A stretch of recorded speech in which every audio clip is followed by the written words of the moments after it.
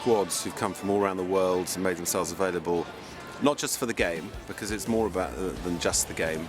It's been the whole week, visiting wounded soldiers, visiting the Prime Minister, spending time together and knowing why they're here, and that's been really important for us.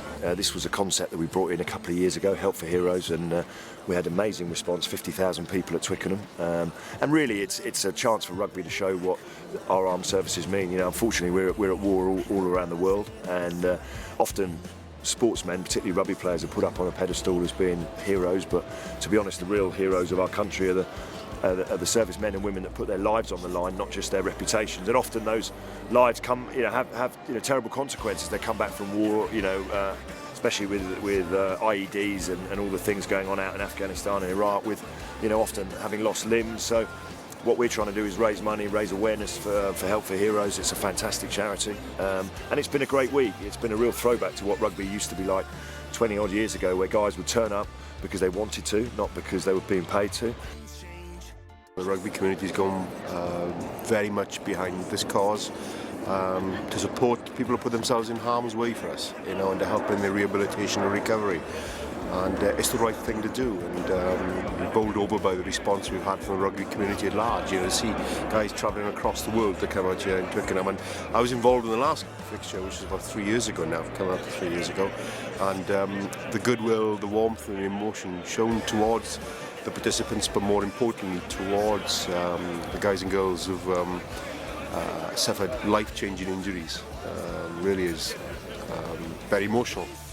I think that Help for Heroes is a great cause, and to take part of it and help those guys who come from abroad with a lot of injuries I think it's a good cause to be part of it.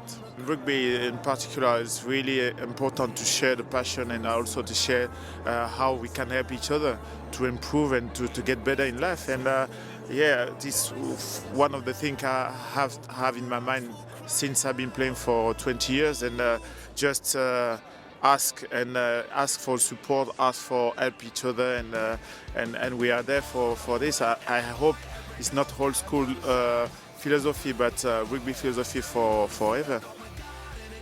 The world of rugby is reaching out this weekend, and all the nationalities that have gathered here today this week to participate, they're giving a message out to those soldiers that we care. We have all these words around rugby, courage and aggression, and I think going to see the soldiers at Tynwald House the other day was really humbling for me, because you imagine having to go out and face, possible death, injury every day, and that's what they do. So they show incredible courage just to go out, and then when they get injured, they have this incredible positive philosophy towards life and rebuilding. So you can imagine the wave of emotion. So it really has been a special week for us to live a bit of that and be able to give a little bit back by doing what we do, which is rugby. We were talking during the week how important it is for rugby to keep weeks like this. All these players are professional, they've given up their time, they're not accepting anything, they're doing it for the cause, and we need to have some windows in what's a busy year just to keep what rugby's about, and rugby tomorrow is about people turning up, paying the money to come and watch 30 guys play against each other. We've been staying in the hotel together, coaches are together, players are together. But you know what rugby's like. As soon as the whistle goes tomorrow, it'll be full on for 80 minutes. And we've got our work cut out. It's going to be a tough game, North against South. We've got some pretty awesome coaches in the Southern Hemisphere team, Nick Mallett and Wayne Smith. Obviously just won the World Cup, Wayne Smith. But luckily I've got John Kirwan and Dean Ryan running the North, sorry. And it's a lovely sort of mix of players. You've got experienced international seasoned campaigners, the likes of Ben Cohen, Danny Grucock, Serge Betson, Will Greenwood.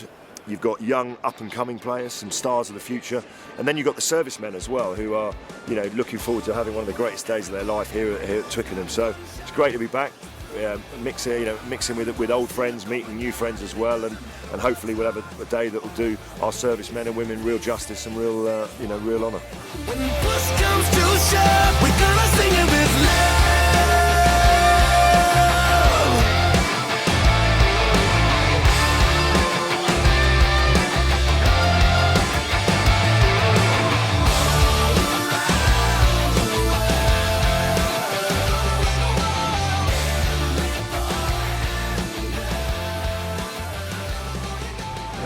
just finished the Help for Heroes match. Southern Hemisphere had a really good win.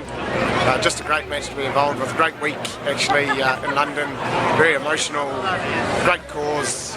People who gone through a lot of suffering and given everything for their country. So we went out, Southern Hemisphere and Northern Hemisphere both went out with a real attitude tonight.